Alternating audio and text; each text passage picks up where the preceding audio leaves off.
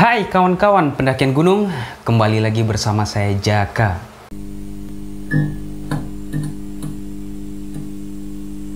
Mendaki gunung adalah salah satu kegiatan yang memiliki banyak risiko, mulai dari cedera, serangan hewan buas, tersesat, cuaca ekstrim, bahkan kehabisan bahan makanan. Perlengkapan yang kita bawa dan pengetahuan yang dimiliki adalah salah satu hal penunjang kita agar kita terhindar dari resiko ataupun kecelakaan-kecelakaan yang tidak kita inginkan ketika kita melakukan kegiatan pendakian ataupun kegiatan luar ruangan lainnya ya. Oke kawan-kawan, pada video kali ini saya akan sedikit sharing mengenai resiko terbesar ketika kita melakukan kegiatan pendakian. Resiko itu ialah hipotermia. Karena hipotermia ini efek terparahnya adalah meninggoy ya. Meninggoy, kematian. Video ini bukan bermaksud untuk menggurui ataupun mengajarkan ke kawan-kawan mengenai hipotermia. Di sini saya juga masih belajar dan juga masih butuh banyak masukan-masukan dari kawan-kawan mengenai kegiatan ataupun hal-hal yang bersangkutan dengan kegiatan mountaineering seperti kegiatan pendakian gunung. Jadi di sini kita sama-sama belajar dan video ini bukan bermaksud untuk menggurui. Hipotermia adalah suatu keadaan di mana suhu tubuh yang turun karena tekanan suhu dingin dari sekitar. Dan efek terparah dari hipotermia ini adalah kematian. Hipotermia dapat diklasifikasikan menjadi 4 bagian. Yang pertama itu hipotermia ringan, hipotermia sedang, hipotermia berat, dan hipotermia fatal. Hipotermia dapat terjadi pada siapa saja, mau dia pendaki profesional atau orang-orang yang sering mendaki ataupun pendaki pemula ya, atau bisa dikatakan orang-orang yang baru menyukai kegiatan pendakian gunung. Hipotermia ini tidak memandang siapapun bisa terserang. Kasus hipotermia tidak hanya terjadi di gunung-gunung es ataupun gunung-gunung yang memiliki suhu ekstrim. Tapi di Indonesia sebagai negara tropis ya, itu banyak juga kasus-kasus pendaki yang terserang hipotermia. Ini informasi yang saya lihat ya di sosial media. Itu kasus terbaru hipotermia itu terjadi di Gunung Slamet ya, di mana korban yang terserang hipotermia ini meninggal dunia. Innalillahi wa inna ilaihi raji'un. Semoga amal ibadahnya diterima di sisi Sang Pencipta dan keluarga yang ditinggalkan diberi ketabahan. Sebelum saya masuk ke bahasan cara mengatasi hipotermia, tapi sebelum itu saya akan bahas dulu mengenai cara agar kita terhindar dari yang namanya hipotermia ketika kita melakukan kegiatan pendakian gunung. Karena pepatah lama mengatakan, mencegah lebih baik daripada mengobati. Oke, nice. Hal mendasar yang perlu kita perhatikan agar kita terhindar dari hipotermia itu dari segi manajemen perlengkapan maupun logistik ya. Ketika kita mendaki gunung, usahakan menggunakan pakaian yang bahannya mudah kering ya, seperti pakaian yang berbahan quick dry. Karena pakaian dengan bahan quick dry ini ketika basah itu tuh hanya diangin-anginkan saja, mudah kering. Dan juga pakaian yang berbahan quick dry ini tidak berat kalau basah. Sangat tidak dianjurkan menggunakan pakaian yang berbahan jeans atau denim. Karena pakaian jeans atau denim ketika basah itu sulit untuk kering ya. Dan juga kalau udah basah itu berat. Dan itu bisa memancing terjadinya hipotermia. Misalkan gini, ada yang mengatakan, saya sudah berapa kali mendaki dengan jeans atau denim, tapi selama pendakian saya ya biasa-biasa saja, nggak ada yang namanya cedera ataupun saya terserang hipotermia. Ingat, bagi yang berpikiran seperti itu, kita tidak tahu apa yang terjadi ketika kita melakukan kegiatan pendakian. Seorang profesional pun itu bisa saja cedera atau mengalami kendala ketika melakukan kegiatan pendakian. Jadi kita jangan meremehkan sesuatu ya. Ikutilah standar atau prosedur mengenai kegiatan mountaineering ataupun kegiatan pendakian gunung. Kemudian untuk menghindari hipotermia, ketika kalian selesai trekking dan sampai di lokasi camp dan mendirikan tenda sudah beres-beres, Kemudian gantilah pakaian yang kalian bawa untuk trekking tadi, ganti dengan pakaian yang kering. Jangan sesekali menggunakan pakaian trekking tadi itu digunakan untuk tidur, karena itu besar resiko kalian akan terserang hipotermia. Hal ini dikarenakan pakaian yang kalian pakai untuk trekking tadi itu kan basah ataupun lembab ya. Itu misalkan kalian pakai untuk tidur, jadi tubuh kalian ini mengeluarkan panas berlebih, panas yang lebih untuk mengeringkan pakaian, dan berikutnya suhu kalian akan menjadi turun, dan itu besar risiko kalian akan terserang hipotermia. Jadi saya akan sedikit cerita nih ya mengenai pakaian yang dibawa trekking itu dipakai lagi untuk tidur. Jadi waktu melakukan pendakian gunung, ada rekan atau teman pendakian saya, itu pakaian yang dipakainya trekking itu dipakainya lagi untuk tidur. Alhasil ketika malam dia menggigil dan ditanya apakah sudah ganti pakaian yang dipakai untuk trekking tadi. Ternyata tidak. Pakaian yang dipakai untuk trekking tadi digunakannya lagi untuk tidur, dan alhasil dia malam menggigil. Untungnya hal itu cepat diatasi dan dia mengganti pakaian dan tidak terjadi yang namanya sampai hipotermia yang fatal ya. Berikutnya, agar kita terhindar dari yang namanya hipotermia, ketika packinglah perlengkapan untuk tidur seaman mungkin ya, seaman mungkin. Bisa menggunakan trash bag ataupun plastik clip. Packinglah pakaian untuk tidur seperti jaket, pakaian ganti, kaos kaki, kuplu, buff, sarung tangan, bahkan sleeping bag. Itu packinglah seaman mungkin agar ketika tidur itu pakaian kita tetap kering, aman, dan nyaman. Yang berikutnya, agar kita terhindar dari yang namanya hipotermia, ini dari segi logistik ya, jangan menjadikan mie instan sebagai makanan utama atau makanan utama lah ketika kalian melakukan pendakian. Jangan jadikan mie instan sebagai makanan utama. Walaupun saya tahu mie instan itu enak ya, saya pun pribadi ketika melakukan kegiatan pendakian gunung selalu membawa mie instan.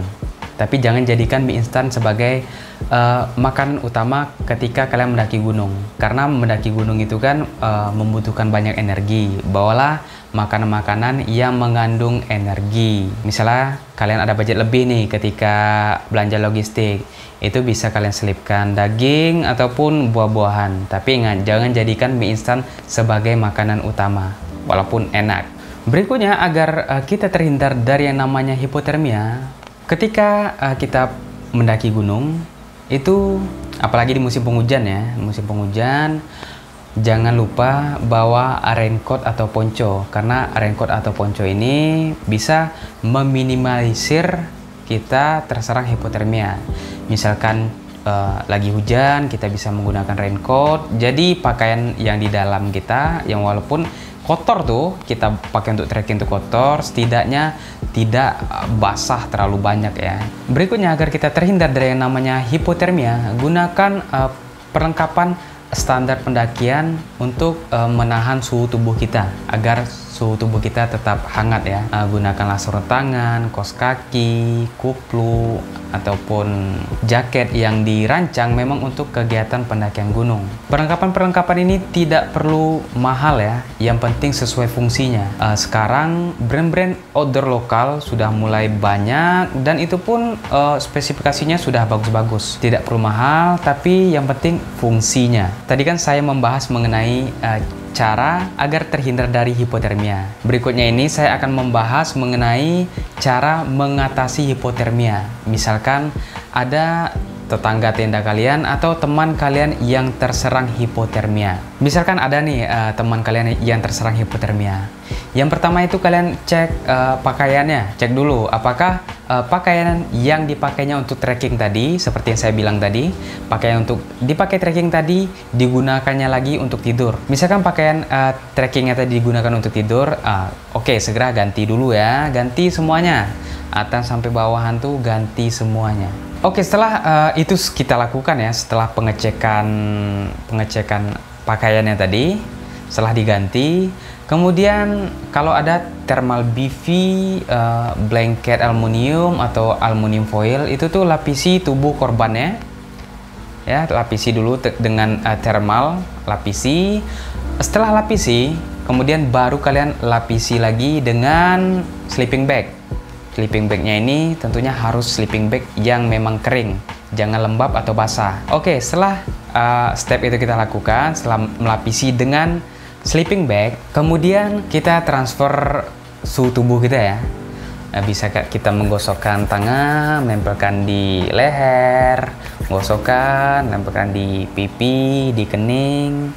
Tapi ingat, transfer suhu tubuh ini jangan dilakukan dengan cara yang aneh-aneh ya.